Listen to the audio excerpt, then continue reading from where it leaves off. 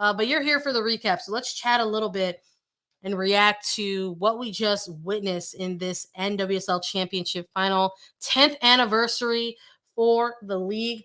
Portland Thorns versus Kansas City Current. Portland Thorns are winners of the NWSL Championship final, their third championship in franchise history, 2-0.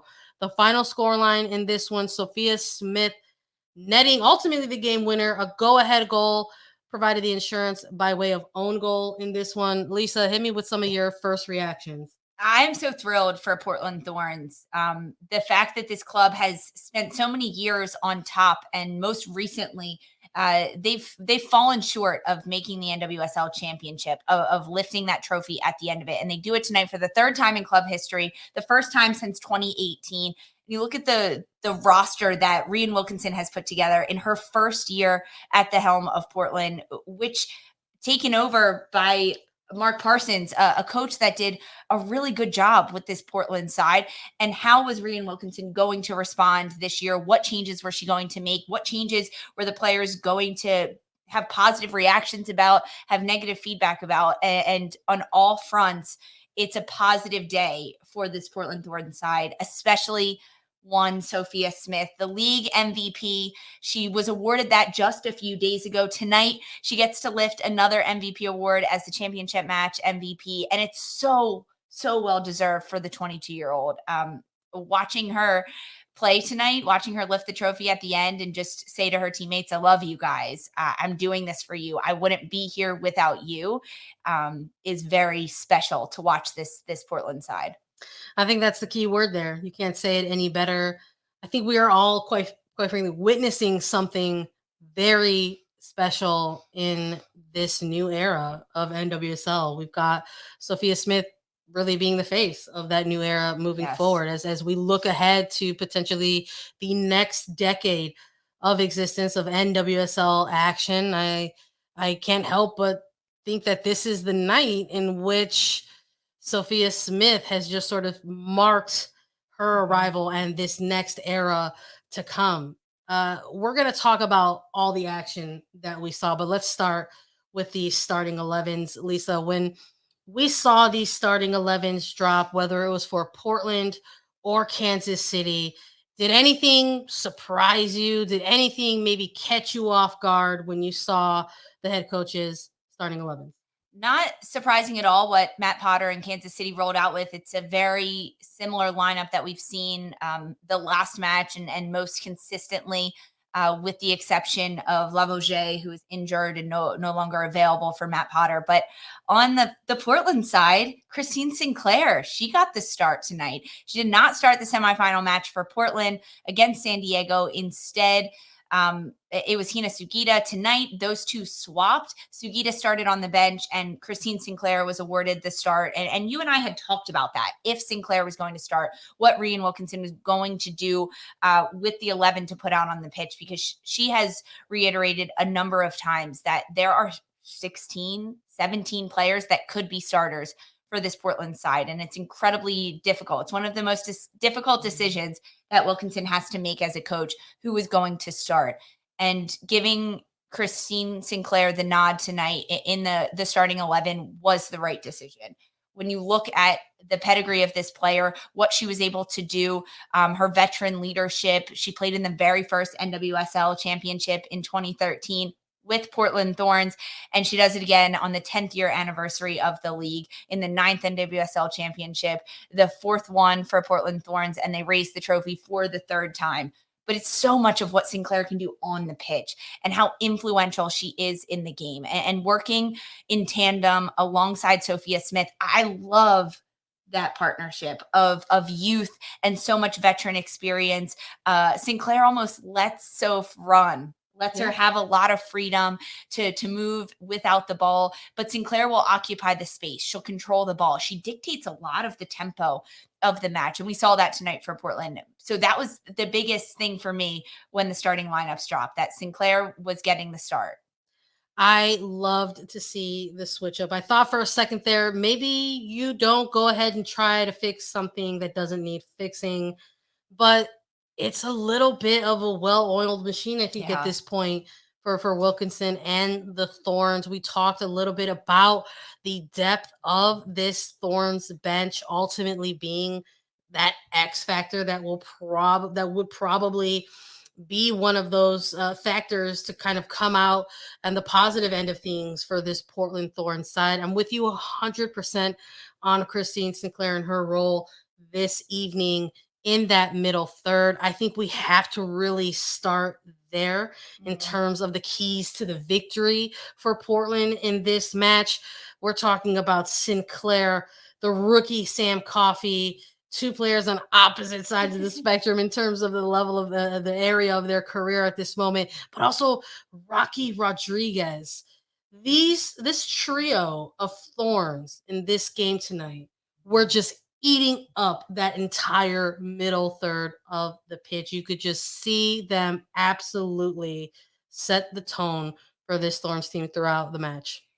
When this match unfolded after the first 10 minutes, let's say, Sophia Smith getting the opening goal in the first 5 minutes, it was still hectic. There wasn't a lot of momentum in this moment. It was a mistake by Kansas City.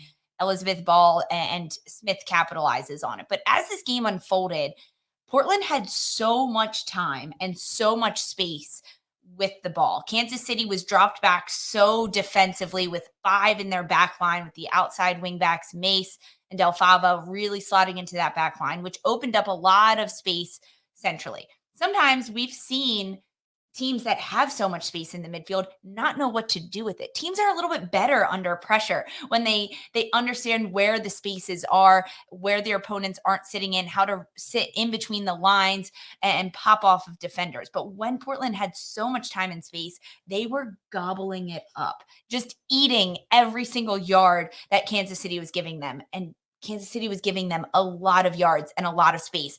And when you look at the midfield with Rocky Rodriguez, Christine Sinclair, Sam Coffey, those are players you cannot give space to. And they had so much time and so much space on the ball to dictate the play, to find Sophia Smith, who also had a lot of time and space when she did receive the ball, popping off of the back line.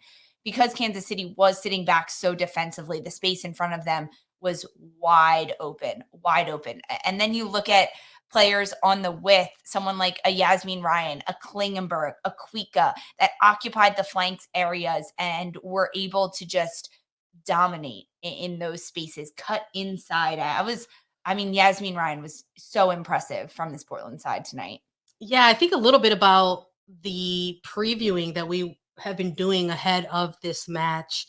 And again, talking about the depth of this team as being the X factor going into this game, talking a lot about Sophia Smith and the caliber of player that she is introducing herself to many new eyes, right, on the NWSL. But I think that also includes somebody like a Yasmine Ryan. We saw such a strong game from this player. This is a player that continued to make Coach Wilkinson's job harder. Yeah. We really saw her bring it on in the second half of this regular season for Portland Thorns.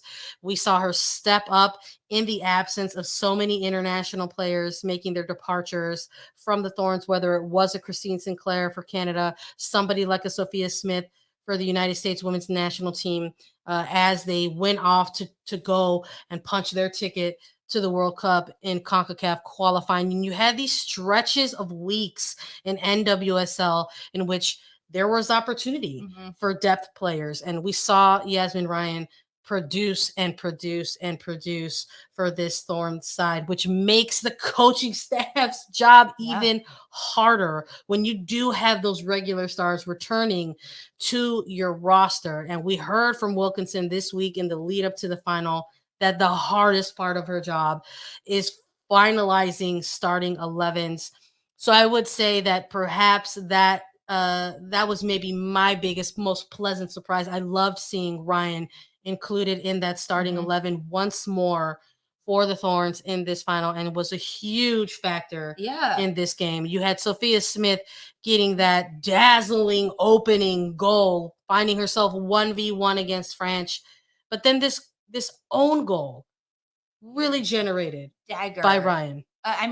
a dagger in Kansas City's side, but it was all Yasmine Ryan. I mean, there's so many moments when Ryan found herself on the ball and had options and chose to go it herself. And that confidence we did not see in 2021. We didn't even see it at the beginning of the year for Portland.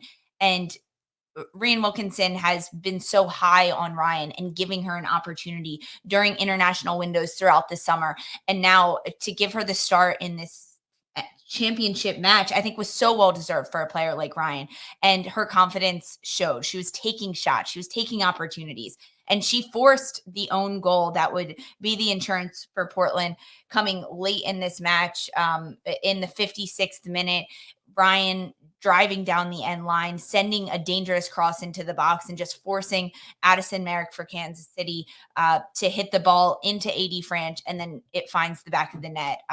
It so deserved from a player like Yasmine Ryan. If she doesn't get the goal, at least it's credited to her to be a forced own goal, because it was tremendous to watch this type of player just exude so much confidence and happiness.